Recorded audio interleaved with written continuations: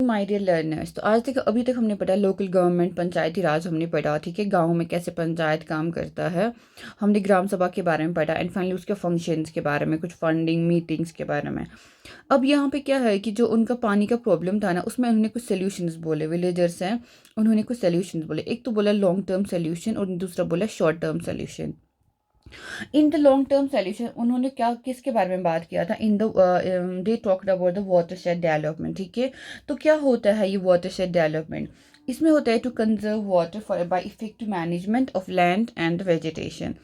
तो क्या होता है ये इफेक्टिव मैनेजमेंट, किस चीज़ का करना है? एक तो लैंड का, एक तो वेजिटेशन का। यानी कि जैसे जो हमारे पास वाटर डिवाइड होता है कि जो दो ड्रेनेज बेसिन्स को क्या करता है, अलग करता है, ठीक है, डिवाइड करता है।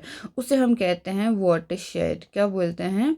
वाटर शेड उसको हम बोलते हैं, जो दो ड्रेनेज बेसिन्स को क्या करता है, अलग कर दे। जैसे दिस इज द ये आपका ड्रेनेज बेसिन है। ये आपका एक ड्रेनेज बेसिन मतलब एक रिवर का ट्रिब्यूटरीज है, विद और it's tributaries and the distributors, एक रिवर का। उसके बाद यहाँ पे एक और रिवर है, ठीक है, उसका भी जो होता है tributaries and the main rivers. इन दोनों के बीच में जैसे कोई पहाड़ हो, ठीक है, the there is any mountain और देर इज एनी समथिंग, ठीक है, जो इन दोनों का जो वाटर सिस्टम है ना, उनको उसको डिवाइड करता है, तो उसको हम बोलते हैं वाटर डिवाइड। उसको हम बोलते हैं वाटर डिवाइड। तो अब आप यहाँ पे देख सकते हो ये आपका वाटर डिवाइड है, ठीक है, यानी कि कुछ दरिया है जो यहाँ से बहते हैं, कुछ है जो वहाँ से बहते हैं। वाटर शेड डेवलपमेंट में क्या होता है, जब बारिश होता है तो जो बारिश का पानी है ना, उसको हम ऐसे मैनेज कर सके कि हमारे लिए वो जो पानी है ना वेस्ट ना हो, बल्कि उसको हम यूटिलाइजेशन कर पाए। तो उसके लिए क्या होता है ना, एक तो हम लोग कुछ प्लांटिंग ऑफ ट्रीज करते हैं, कुछ वेजिटेशन लगाते हैं, ठीक है, कुछ प्लांटिंग करते हैं। जैसे जो जो हम पौधे लगाते हैं ना किसी जगह पर या किसी लैंड पर, तो उससे क्या होता है वहाँ पर जो इरोजन है ना वो कम होने लगता है। एंड दूसरा क्या होता है वहाँ से जो एक तो इरोजन कम होने लगता है, सेकंड क्या होता है जो प्लांट्स है ना वो उससे ट्रांसपायरेशन होता है। ट्रांसपायरेशन होता है कि जो प्लांट्स है वो जो वाटर उनका लॉस होता है ना बाय द स्टोमेटा, ठीक है, उससे उससे जो पानी का जो साइकिल है वो सही रहता है, ठीक है। And the third one is के ये जो पानी होता है ना, ये जो प्लांट के रूट्स जो प्लांट होता है ना वो सॉइल को भी पकड़ के रखता है। एंड जो पानी को भी ज़्यादा वो जो बहने ने उसका जो बहाव होता है ना, पानी का जो होता है ना, जो तेज़ बहाव होता है पानी का, अगर वो ज़मीन क्या होगी, उस ज़मीन पे कुछ नहीं उगा होगा, तो पानी का बहुत ज़्यादा फ्लो होता है, उस फ्लो में वो सारा पानी ज़ाया होता है, मिट्टी वगैरह सब वो अपने साथ लेके जाता है। लेकिन जब उस खेत में या उस जगह पे हम लोग क्या उगाते हैं, प्लांट्स उगाते हैं, छोटे छोटे पौधे उगाते हैं, तो वो जो लैंड को ना पकड़ के रखते हैं। दूसरा क्या होता है ना कि वो पानी को उतना इरोजन नहीं करने देते, जो पानी है ना उसको हम कंजर्व का भी सोच सकते हैं। तो ऐसे आप देखिए जो जो ही बारिश होती है तो हर जगह से पानी आ रहा है, लेकिन देखिए यहाँ पे सारा वेजिटेशन है, कुछ कुछ चीज़ें हम लोगों ने करी है जिससे पानी को हमने क्या किया है, पानी को क्या एक प्रॉपर यूटिलाइजेशन होता है। एंड पानी का जो इसको अगर हमें कंजर्व करने की मतलब हम चाहते हैं जो पानी हम इसको कहीं पे स्टोरेज या कंजर्व करें, तो इस इन तरीकों से जो होता है पानी वो क्या होता है, कंजर्व होता है। अगर आपको कहीं पे पानी का अच्छा यूज़ करना चाहते हो तो पहले आप प्लांट्स लगाइए, ठीक है, प्लांट्स के अपने टैंक्स का सोचिए। उसके बाद आप सोचिए वाटर रिजर्वायर्स कहाँ पे हम लगा सकते हैं। एंड उसके बाद ये सोचिए कि अब उस पानी को हम कैसे चैनलाइज करें कि वो लोगों को आराम, लोगों को उससे फ़ायदे से खेती बाड़ी में लोगों को हेल्प हो जाए। तो इस तरह से आप पानी का क्या करते हैं, सही यूटिलाइजेशन करते हैं। तो इस फेनोमेनन को हम लोग क्या बोलते हैं, वाटरशेड डेवलपमेंट, ठीक है। तो ये था long term solution for the village, जो भी विलेज के बारे में हमने पढ़ा। तो अब हम पढ़ेंगे आपके जो कॉम्पिटिटिव एग्ज़ाम्स हैं, सिविल सर्विसेज है, स्टेट सर्विसेज एग्जामिनेशंस है, उसमें जो पंचायत है ना इसका क्या रोल है, जो पंचायती राज हम एज अ चैप्टर पढ़ते हैं ना, इसका क्या रोल है वहाँ पे। तो उससे पहले आप कुछ क्वेश्चंस देख लीजिए। देखिए जैसे मध्य प्रदेश पहला स्टेट था ऑफ द पंचायत, जबकि ये गलत है, Rajasthan was the first state. तो पंचायत में से कितने सारे क्वेश्चन आए, प्रीलिम्स में भी और मेंस में भी। इसीलिए जो पंचायत का जो चैप्टर है ना हमारे बहुत इंपॉर्टेंट हो जाता है, ठीक है। हमें पंचायती कमेटीज़ को अच्छे से पढ़ना पड़ता है, पंचायत में पहली पहली बार पंचायत कहाँ पे स्टार्ट हुआ उसको अच्छे से देखना पड़ता है, ठीक है। फिर जैसे यहाँ पे अभी जो हमने क्वेश्चन पढ़ा कि इनमें से क्या ठीक सही नहीं है अबाउट द विलेज पंचायत, तो हमने पढ़ा कि ग्राम सभा के लिए कितना एज होना चाहिए, ग्राम सभा के लिए होना चाहिए 18 ईयर्स, ठीक है। ग्राम सभा के लिए होना चाहिए 18 ईयर्स, लेकिन पंच बनने के लिए, जैसे पंचायत का जो मेंबर बनने के लिए उसके लिए कितना चाहिए 21 ईयर्स, ठीक है। पंचायत का जो पार्ट हो उसके लिए कितना होना चाहिए 21 ईयर्स का एज होना चाहिए। तो ये सब चीज़ें हम ये कहाँ से क्वेश्चन है, ये आया है प्रीलिम्स के क्वेश्चन है ये, जो यूपीएससी में पूछे गए हैं। फिर जैसे टेन्योर ऑफ एवरी पंचायत, जो जो पंचायत है उसका टर्म कितना होता है वो भी हमने पढ़ा, इसी बुक में पढ़ा 5 साल का होता है, लेकिन कब से, जब से उसका फर्स्ट मीटिंग स्टार्ट होता है। लाइक जैसे आज पंचायत ने पहला मीटिंग किया, एक नया पंचायत हरदास विलेज में स्टार्ट हुआ, तो उन्होंने जब एक नया न्यू मीटिंग, जब उसका फर्स्ट मीटिंग था, ठीक है, जब उस न्यू पंचायत का जो फर्स्ट मीटिंग था, तो न्यू पंचायत जो फर्स्ट मीटिंग उन्होंने कंडक्ट करी, फ्रॉम दैट डे टिल कितने दिन, 5 साल तक उनका टेन्योर होता है, यानी कि उनका टर्म होता है पंचायत का। तो ये आपने कहाँ से पढ़ा, इसी बुक से। तो आपने देखा कि मतलब ये जो चैप्टर्स है, ये जो एनसीईआरटी, ये क्यों आपके लिए इम्पोर्टेंट, आपकी सिविल सर्विस प्रिपरेशन में ये इंपॉर्टेंट क्यों बोली गई है, क्योंकि यही आपकी क्या बनाती है, bed rock of the preparation बनाती है, आपका बेस बनाती है फॉर दिस प्रिपरेशन। हाँ, तो उसके बाद एक तो ये आपको बनाती है bed rock of the preparation, ठीक है। दूसरा आप देखिए कि जो वहाँ पे सॉल्यूशंस निकालते हैं, जैसे हम लोग पंचायत के लिए क्या निकालते हैं, सॉल्यूशंस निकालते हैं in the Panchayati Raj solutions, जो हम पंचायत में लोग क्या देते हैं, सजेशंस देते हैं, या लोग अपना एडवाइसेस देते हैं, या पंचायत लोग अपना बोलते हैं हम ऐसा करेंगे। जैसे बीपीएल में कुछ दिक्कत हुआ तो ग्राम सभा ने बोला कि नहीं ये तो गलत है, आपने ऐसा कैसे किया, फिर फेवरेटिज्म ना हो वहाँ पे। तो जो हर चीज़ के जो सॉल्यूशंस होते हैं ना, जो कि यूपीएससी में बहुत हेल्प करते हैं हमें लर्न करने में, जैसे हम बहुत देखते हैं लॉन्ग टर्म सॉल्यूशंस होते हैं।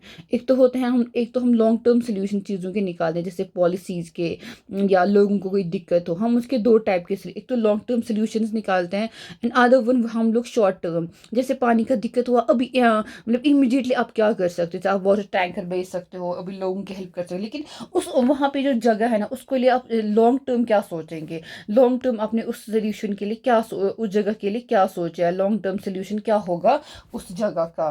तो ये आप कैसे करते हैं, ये आप करते हैं जब आप चीज़ों को समझने की कोशिश करें। दूसरा कि जब आप टोपोग्राफी एक जगह का, रिलीफ एक जगह का, वहाँ पे कितना पानी का लेवल है, पानी का दिक्कत ही क्यों है, इस बेसिक चीज़ों को आप समझने की कोशिश करते हैं।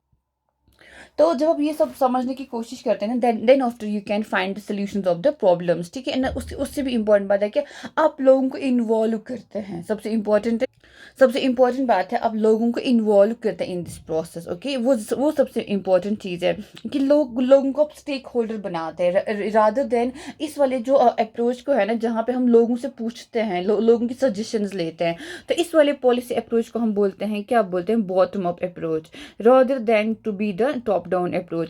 तो ऐसी पॉलिसी का जो हम लोग जैसे हम जहाँ पे लोगों को, एक कॉमन मैन को स्टेक होल्डर बनाते हैं, उस चीज़ का जो उसको इम्पैक्ट करती है किसी एरिया का, जहाँ के लोग, यानी कि जहाँ पे जो लोग रहते हैं ना, उन लोगों को ज़्यादा बेटर पता होता है उस अपने एरिया के बारे में, अपने नेटिव प्लेसेस के बारे में, अपने इंडिजिनस प्लेसेस के बारे में, रादर देन अदर पर्सन जो एक दूसरी स्टेट से आया हो, जो वहाँ का क्या बन गया हो, डीएम बना हो, डीसी बना हो, या कोई एसडीएम बना हो, ठीक है।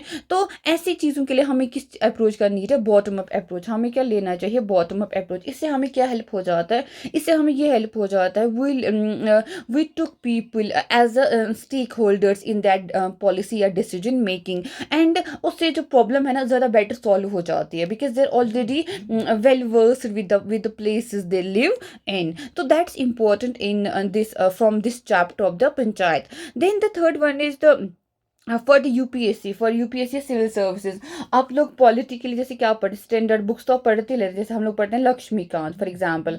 जो लक्ष्मीकांत है ना, वहाँ पे एक पूरा चैप्टर है किसका, पंचायत का, ठीक है। तो लक्ष्मीकांत का पूरा पढ़ना है, लक्ष्मीकांत का जो पॉलिटी है ना उसका पूरा, पंचायत राज, इसके आर्टिकल्स, पंचायत के आर्टिकल्स आपको अच्छे से होना चाहिए, अच्छे से पता होने चाहिए। इनका फंडिंग कैसे होता है, जैसे स्टेट फाइनेंस कमीशन कैसे इसको ये हेल्प करता है, या स्टेट फाइनेंस कमीशन कैसे इसमें अपना गाइडलाइंस देता है।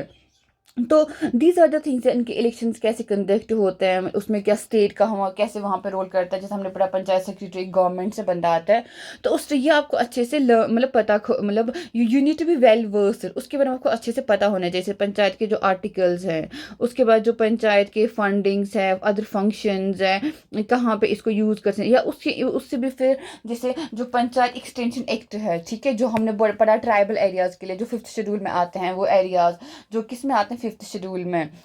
और 5th शेड्यूल में कौन से वाले एरियाज आते हैं? 5th शेड्यूल में आते हैं वो वाले एरियाज जो 6th में होते ही नहीं है। जो 6th शेड्यूल है ना, वहाँ पे भी ट्राइबल एरियाज की बात है, लेकिन किन ट्राइबल एरियाज की? AMTM, ठीक है, जो उस दिन मैंने आपको लर्न करवाया था, AMTM आप लर्न कर लीजिए। उसके बाद जो बाकी एरियाज है जहाँ जो भी ट्राइबल है, जैसे झारखंड, छत्तीसगढ़, वो सारे किस में आते हैं? 5th शेड्यूल में। 5th शेड्यूल में क्या एक्सटेंशन है? पीसा का, लाइक पंचायत एक्सटेंशन एक्ट वहाँ पे इम्प्लीमेंट होता है। But in this 6th schedule वहाँ पे पीसा नहीं होता है एक्सटेंशन, बिकॉज वहाँ पे क्या है, हमारे पास ऑटोनॉमस काउंसिल्स है, ठीक ठीक है, वहाँ पे ऑटोनॉमस डिस्ट्रिक्ट काउंसिल्स है, तो उनके पास NF ऑटोनॉमी है, तो वहाँ पे पीसा एक्ट इम्प्लीमेंट नहीं होता है, जो कि क्वेश्चंस भी आया था in the previous year prelims questions. तो this is how the panchayat system is important for you to like you need to know कि एक तो ये फंक्शन, इसके आर्टिकल सब कैसा है, दूसरा कि कहाँ कहाँ पे इम्प्लीमेंटेशन हो रहा है इस चीज़ का, पहले किस स्टेट में इम्प्लीमेंट, जैसे राजस्थान में सबसे पहले पंचायत को इम्प्लीमेंट किया नागौर डिस्ट्रिक्ट में। तो you need to know all such things so that कि आपको एक क्या कंप्रहेंसिव अंडरस्टैंडिंग हो चीज़ों का, सो दैट जब आप कल ब्यूरोक्रेट्स बनेंगे या पॉलिसी मेकर्स बनेंगे, that time you can find, like आपको पहले से पता होगा कि सोल्यूशंस कैसे लाने हैं, कहाँ से बात करना है, किन से बात करना है, सोल्यूशंस कहाँ से मुझे आएंगे, ये प्रॉब्लम कहाँ से सॉल्व हो सकता है। तो that will help you in be a better policy maker और अ बेटर ये bureaucrat, okay. The better executive you can say, because our bureaucrats are this all, they are our permanent executives, the bureaucrats, they implement the policies of the government, okay, so you can be a better executive from by this way। अब देखिए mains में जो questions आए हैं पंचायत से, जैसे आप देखिए assess the importance of the panchayat system in India, की क्या इंपॉर्टेंस है, कि बहुत इंपॉर्टेंट, इस चैप्टर से आपने देखा, केस स्टडी आपने देखा हरदास विलेज का, इवन के केस स्टडीज बहुत आती है एग्जाम्स में, ठीक है, इवन के ऐसे में भी आप केस स्टडीज का यूज कर सकते हो। सो तो पंचायत सिस्टम का क्या यूज़ है as a part of local government? It is a big use, ठीक है, इसका बहुत ज़्यादा महत्व है, इसका बहुत वैल्यू है पंचायत सिस्टम का, बिकॉज यहाँ पे एक लोकल बंदा स्टेक होल्डर हो जाता है। अपार्ट फ्रॉम गवर्नमेंट ग्रांट, एक तो गवर्नमेंट ग्रांट देता है, और कौन सा जो पंचायत है वो कहाँ कहाँ से फाइनेंस करते हैं डेवलपमेंट प्रोजेक्ट्स के लिए, जैसे हमने पढ़ा टैक्स वो लेते हैं, levy and they can collect tax from the जो उसके जो एरिया में उस जो आते हैं वहाँ पे वो कर सकता है टैक्स कलेक्ट, हाउसिंग वगैरह का भी कर सकता है। तो these are the other way जो जिससे वो फाइनेंस कर सकते हैं। एंड इससे भी बड़ा विजन आप कहाँ से पॉलिटी से पढ़ सकते हैं, ठीक है Laxmikanth, you can get a better vision. तो दिस इज द मतलब how you make the NCERT helpful for you, this is how the NCERT helps you to be the to make your base strong for the civil service examinations, okay। Then another question is, in absence of well educated and organized level government system, ठीक है, panchayats and samitis have remained mainly political institutions and not effective instruments of governance critically discussed। तो आपके पास क्या है, आपके पास कह रहा है कि आपके पास ना ही वेल एजुकेटेड है, ना ही organized local level government system जैसे पंचायत और समितिज है, ये हमारे पास है नहीं, ठीक है। तो ये हमारे लिए फिर क्या बन चुकी है, सिर्फ एक पॉलिटिकल इंस्टीट्यूशन, जैसे ये हमारा इंस्टीट्यूशन इस पंचायत समिति ऐसा है, पंचायत राज ऐसा, इतना रह चुका है, रादर देन कि जो इन्हें काम करना था, क्या काम करना था इनको, they have to be the part of the governance, ठीक है, ये किसके पार्ट होनी चाहिए थे, गवर्नेंस, इनको गवर्न करना था, गवर्न यानी लोगों के इश्यूज को देखना था, उसके अकॉर्डिंगली फिर फैसले या उनको हेल्प करना था। बट दे हैव रिमेन सिर्फ पॉलिटिकल इंस्टीट्यूट, जिसको हम सिर्फ पढ़ते हैं ऐसा ऐसा है बस इतना ही, लेकिन कोई गवर्नेंस का काम ये लोग करते नहीं है। तो इसको इस पे आप क्रिटिकली एनालाइज कीजिए।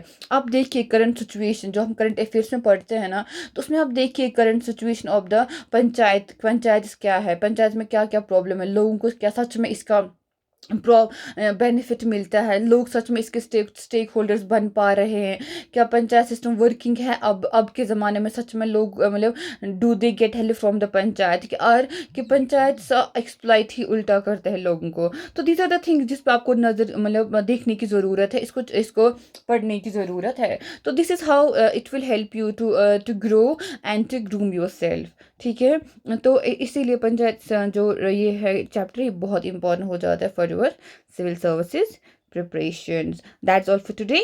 Have a good day.